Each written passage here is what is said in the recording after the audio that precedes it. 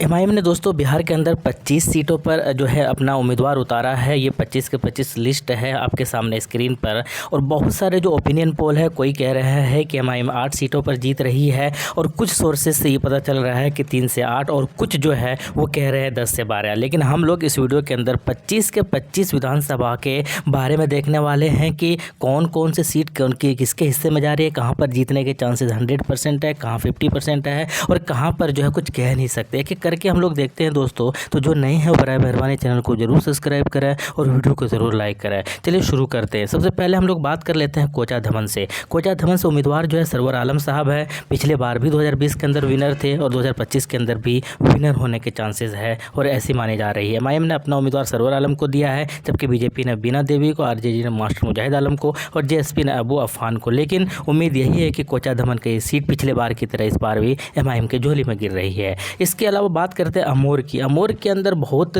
मुद्दा भटकाने की कोशिश की गई, बहुत सारे विवाद ही पैदा हो गया। लेकिन कुल मिलाकर अभी का सिचुएशन यही है कि 2020 के अंदर जैसे विनर थे, इस बार भी 2025 के अंदर वैसे ही विनर बनने जा रहे हैं अख्तरुल ईमान साहब। उम्मीदवार की अगर बात की जाए तो एमआईएम की तरफ से अख्तरुल ईमान है, जदयू की तरफ से सबा जफर है, कांग्रेस की तरफ से अब्दुल जलील मस्तान है, अफरोज़ आलम जेएसपी से, आप से जो है मुमताज़ आलम वगैरह है। पिछले बार जो है अख्तरुल ईमान ने 94,000 वोट लाकर जो है रिकॉर्ड मतों से जीत हासिल किया था और 52,515 वोटों से इनकी जीत हुई थी और खूब जो है सुर्खियां भी बटोरी थी। इसके अलावा बलरामपुर की तरफ चलते हैं दोस्तों। ये सीट हालांकि स्टार्टिंग में बहुत धीरे धीरे चल रहा था, लग रहा था कि यहाँ पर शायद एमआईएम उतना अच्छा काम नहीं कर पाएगी, अच्छा परफॉर्म नहीं कर पाएगी। 2020 के अंदर यहाँ पर चुनाव नहीं लड़ा था एमआईएम पार्टी ने, लेकिन उम्मीदवार जो है वो आदिल हसन को बनाया, यूथ प्रेसिडेंट एमआईएम पार्टी की तरफ से बिहार के अंदर। और 2025 के अंदर ये चांसेस अब 50-50% हो गया है, जब से असदुद्दीन ओवैसी साहब की 2-3 सभाएं हुई वहाँ पर। उसके बाद से ये सीट जो है कहीं ना कहीं रोमांचक उसमें आ गया है और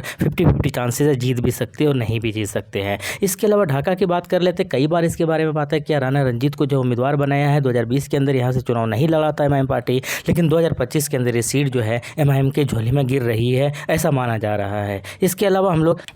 इसके अलावा नरकटियागंज के बारे में बात कर लेते हैं। नरकटिया से जो है उम्मीदवार शमीमुल हक को दिया था। 2020 के अंदर जो है वो एमआईएम ने यहाँ से चुनाव नहीं लड़ा। 2025 के अंदर कुछ कह नहीं सकते, कुछ भी हो सकता है। इसके अलावा गोपालगंज की अगर बात की जाए दोस्तों, तो गोपालगंज विधानसभा से एमआईएम ने जो अपना उम्मीदवार बनाया है वो अनस सलाम को बनाया है। 2025 के अंदर 50-50 चांस है, मतलब यहाँ पर एमआईएम जो है मजबूत है, रेस में भी है। 2020 के अंदर तो ये चुनाव नहीं लड़ा था एमआईएम पार्टी यहाँ से, लेकिन 2022 के अंदर बाई इलेक्शन में जरूर उतरे थे और बहुत इंटरेस्टिंग हुआ था ये। और एमआईएम की तरफ से अब्दुल सलाम साहब मैदान के अंदर थे। 12,214 वोटों से जीत नहीं, तीसरे नंबर पर रहे थे। लेकिन जीत और हार में जो है ये डिफरेंस पैदा इन्होंने किया था और खूब एमआईएम ने जवाब दिया था कि भाई अगर हमें हल्के में लोगे तो हम परेशान कर सकते हैं। हालांकि जीत जो है बीजेपी की हुई थी। इस बार की अगर बात की जाए तो बीजेपी ने उसी को उम्मीदवार को जो है मैदान के अंदर नहीं उतारा है, सुभाष सिंह को उतारा है। कांग्रेस ने ओम प्रकाश जो है, बीएसपी ने इंदिरा यादव और एमआईएम ने जो है यहाँ से अनस सलाम को दिया है। अगर ठीक ठाक चीज़ें रही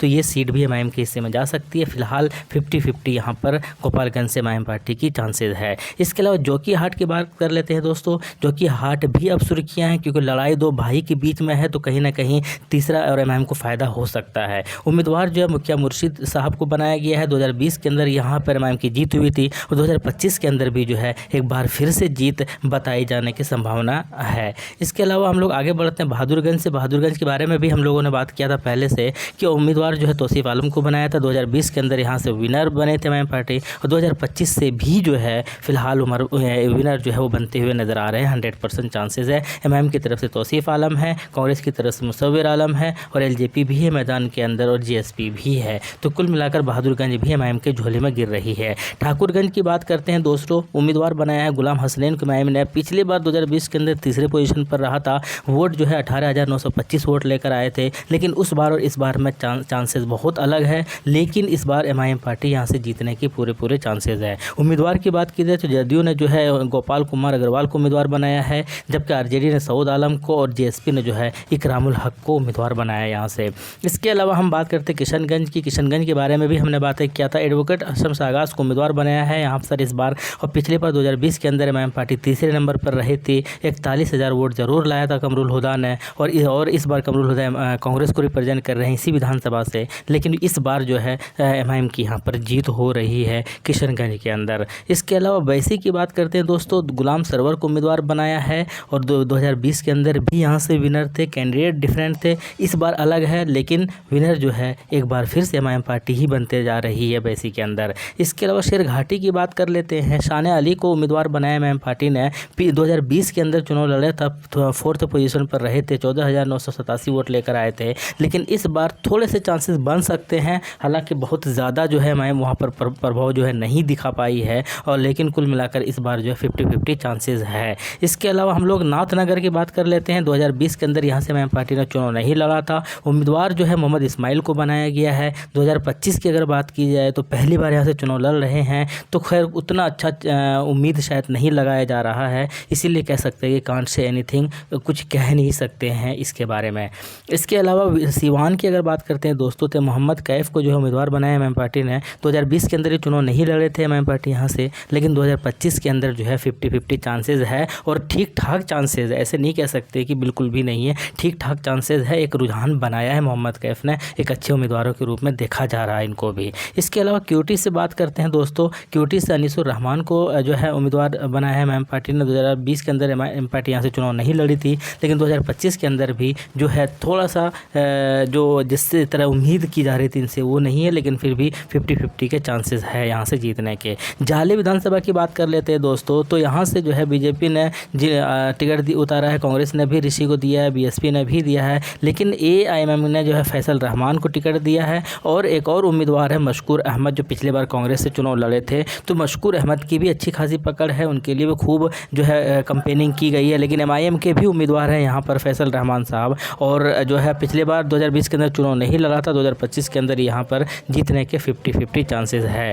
इसके अलावा सिकंदरा की अगर बात करें दोस्तों, तो सिकंदरा से उम्मीदवार जो है मनोज कुमार दास को बनाया गया है, और 2020 के अंदर यहाँ से चुनाव नहीं लड़े थे एमआईएम पार्टी, ये सीट रिजर्व है एससी के लिए, और 2025 के अंदर जो है ठीक ठाक वोट ला सकते हैं और जीत भी सकते हैं। मैंने एक वीडियो के अंदर बताया था सिकंदरा के बारे में कि वहाँ का समीकरण थोड़ा सा डिफरेंट है, और जो है वहाँ पर जो जीत रहे हैं, पिछले बार भी जीतन राम मांझी की दामाद की जीत हुई थी, और इस बार भी मैदान के अंदर है, लेकिन वहाँ पर समीकरण थोड़ा सा डिफरेंट है और जीत भी सकती है एमआईएम पार्टी। मुंगेर से मैंने पहले भी बताया था, उम्मीदवार मुनाजिर हसन है, 2020 में चुनाव नहीं लड़ा था, दिग्गज जो है वो रह चुके हैं नेता, 2025 के अंदर जीतने के चांसेस है। इसके अलावा नवादा की अगर बात करें दोस्तों, नवादा से उम्मीदवार जो है नसीमा खातून को बहन को दिया है एमआईएम पार्टी ने। 2020 के अंदर चुनाव नहीं लड़ा था, लेकिन 2025 के अंदर वही है, कांट से एनीथिंग, कुछ कहा नहीं जा सकता यहाँ पर।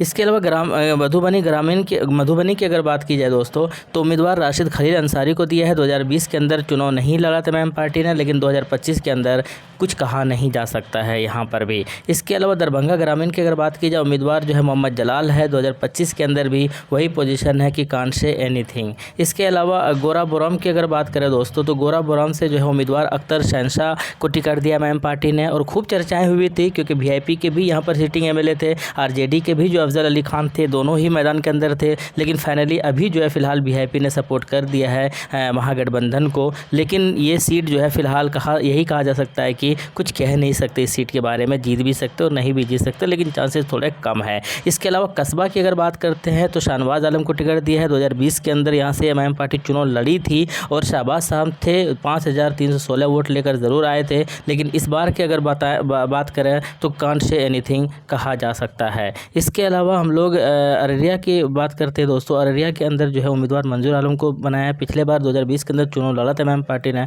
राशिद अनवर को टिकट दिया था और 8924 वोट लेकर आए थे। इस बार की अगर बात की जाए तो उतने चांसेस नहीं हैं, लेकिन फ़िलहाल जो है कुछ कहा नहीं जा सकता है, कांट से एनीथिंग। इसके अलावा बरारी की अगर बात कर लेते हैं, बरारी से उम्मीदवार बनाए मतीउर रहमान साहब को। 2020 के अंदर चुनाव लड़ा था एमआईएम पार्टी, राकेश कुमार रोशन उम्मीदवार थे, 6598 वोट लेकर आए थे। इस बार की अगर बात की जाए तो कांट से एनीथिंग कहा जा रहा है, यानी कि उतना अच्छा पकड़ नहीं है। तो ये सारे जो मैंने बताया, ये 25 के 25 सीटों के बारे में मैंने आपको बताया। बाकी आपकी क्या राय है कमेंट बॉक्स में बताइएगा। शुक्रिया।